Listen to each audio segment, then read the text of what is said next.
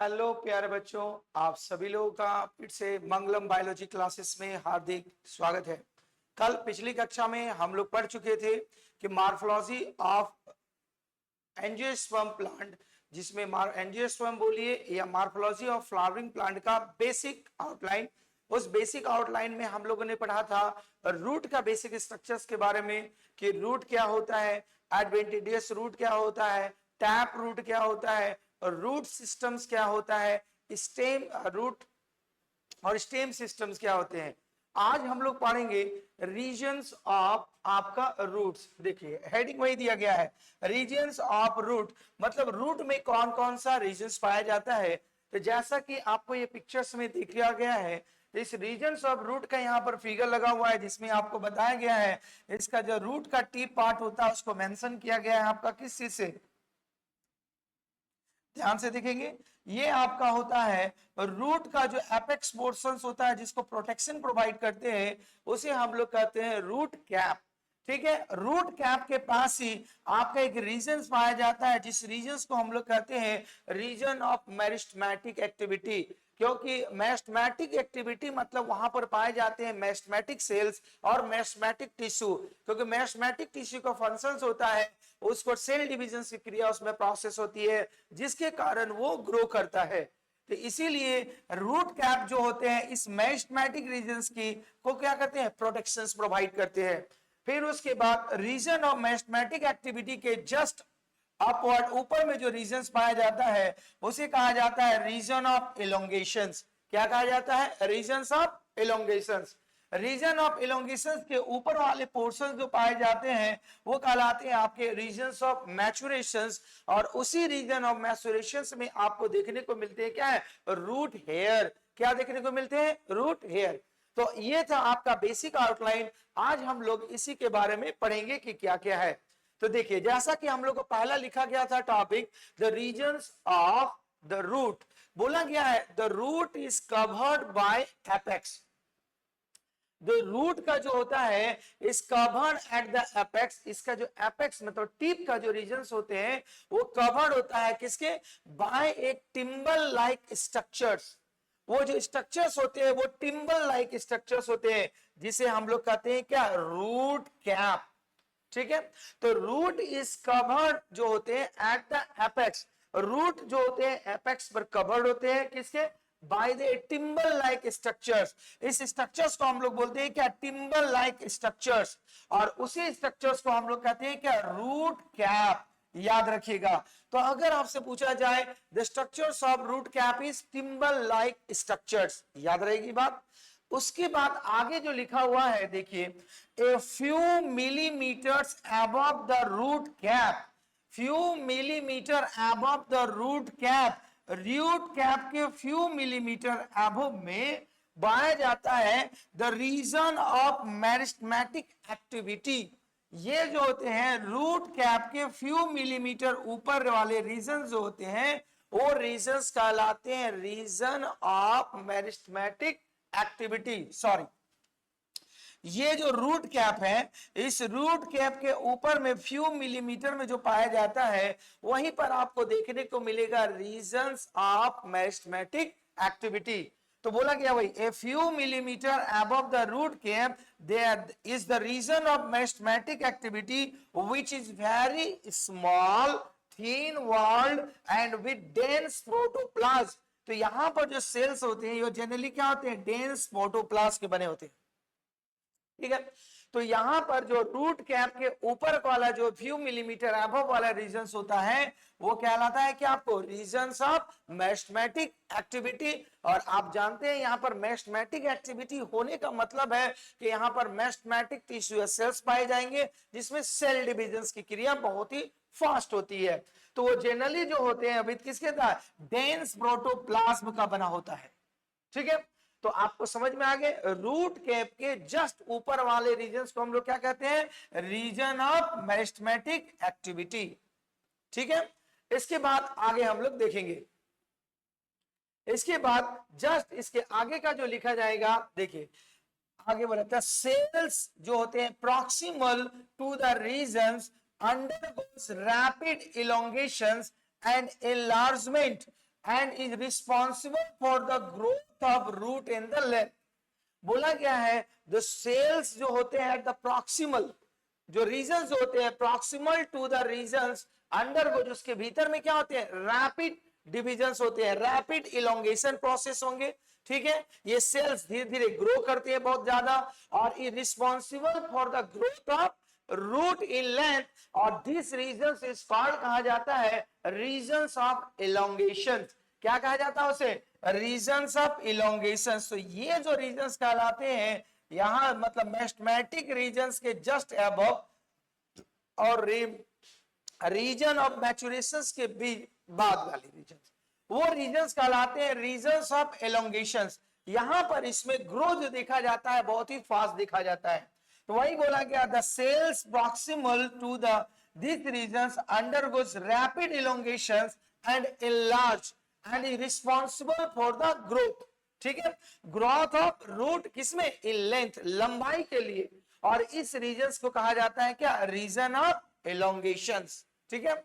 आगे बोला गया है द जोन जो होते हैं proximal regions of elongations is called the regions of मैचुरेशंस।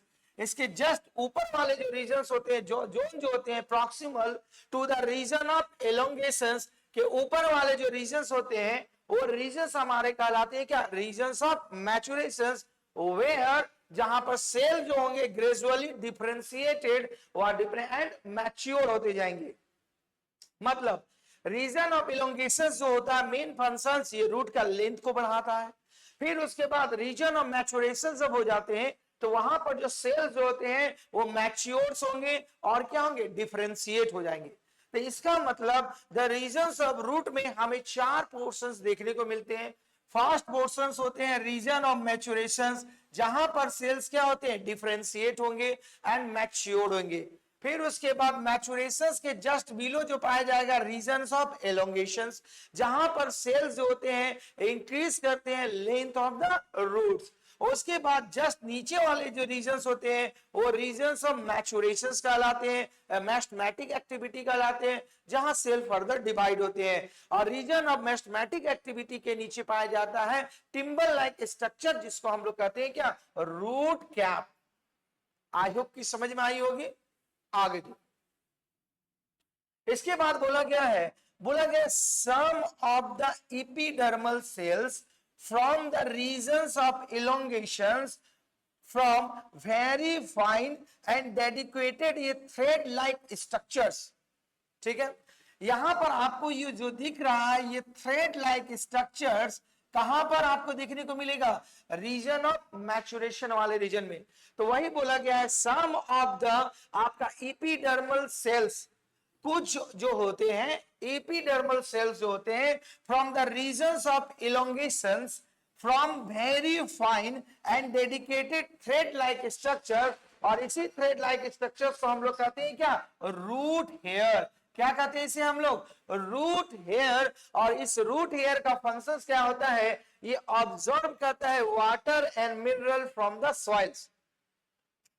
तो ये देखने को आपको मोस्टली मिलेंगे रीजन्स ऑफ मैचुरेशन, जहां पर आपको थ्रेड लाइक स्ट्रक्चर्स होंगे, और वो थ्रेड लाइक स्ट्रक्चर्स जो होते हैं आगे चल के जो बनते हैं वो बनते हैं क्या, रूट हेयर्स। और रूट हेयर जिसका फंक्शंस क्या होता है, ये वाटर को ऑब्जर्व करेगा एंड मिनरल्स, ठीक है, for the to help to support the process of photosynthesis, ठीक है।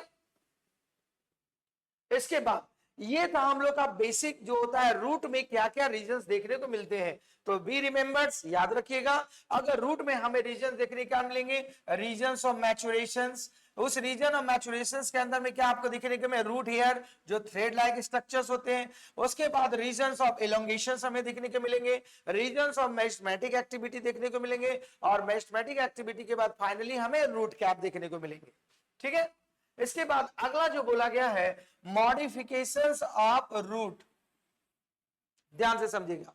What is the modifications of root, root जो होते हैं not only perform the functions of to absorb water and mineral, but it also perform the different type of functions, just like a store reserve food materials के रूप में। Second one इस क्या होते हैं, टू मैकेनिकल सपोर्ट, रूप में provide करता है, and also support the process of respiration.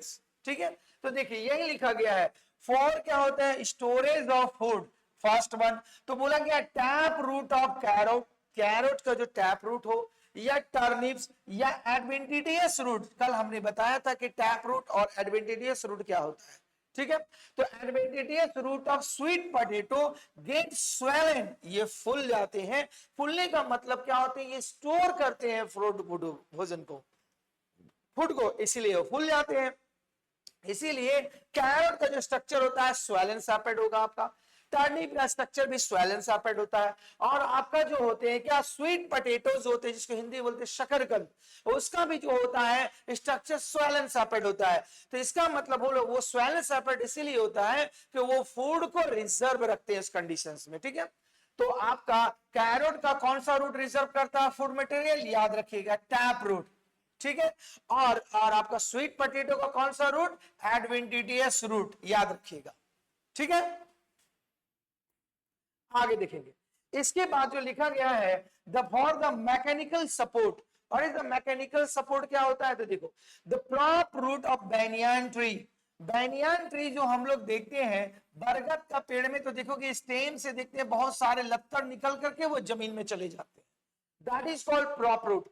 तो prop root of the banyan tree and still root of coming out from the stem of maize। मकई का हम लोग पौधा देखे हैं ना, इस मकई का पौधा में देखेंगे यहाँ पर जो रूट निकलता है, जो मैकेनिकल सपोर्ट प्रोवाइड करता है, उसी को कहते हैं हम लोग टिल्ट रूट। ठीक है, तो बोला गया है टिल्ट रूट जो होता है coming out from the stem of maize and sugar cane. क्यों ये निकलते हैं, क्योंकि मेज और शुगर केन के पौधे को ये मैकेनिकल सपोर्ट प्रोवाइड करते हैं, जिससे वे पौधे खड़ा रह सके। अगर नहीं मैकेनिकल सपोर्ट प्रोवाइड करेंगे तो वो पौधा क्या हो जाते हैं, गिर जाएंगे। And third one is for the respiration, जिसको हम लोग बोलते हैं क्या, न्यूमेटोफोर। ठीक है, बोला क्या मेनी रूट्स, बहुत सारे ऐसे रूट्स जो होंगे comes out from the ground and grow करते हैं वर्टिकली, ग्रो करेंगे क्या vertically to get oxygen for the किसके प्रोसेस के लिए, रिस्पिरेशन के लिए। एंड इसे कहा जाता है क्या, न्यूमेटोफोर। मतलब such type of the root which participate for the process of respiration. Now such type of the roots are called pneumatophores। तो उसका एग्जांपल्स क्या होगा आपका, राइजोफोरा, वेरी वेरी इंपॉर्टेंट, ये अक्सर एग्जाम में पूछे जाते हैं।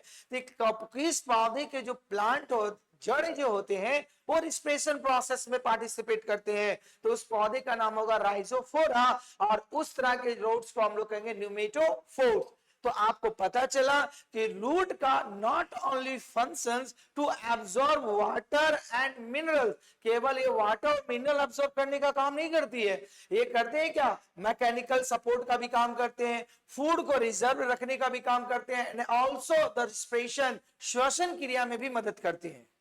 तो ये हुआ आपका रूट का regions and the functions of root.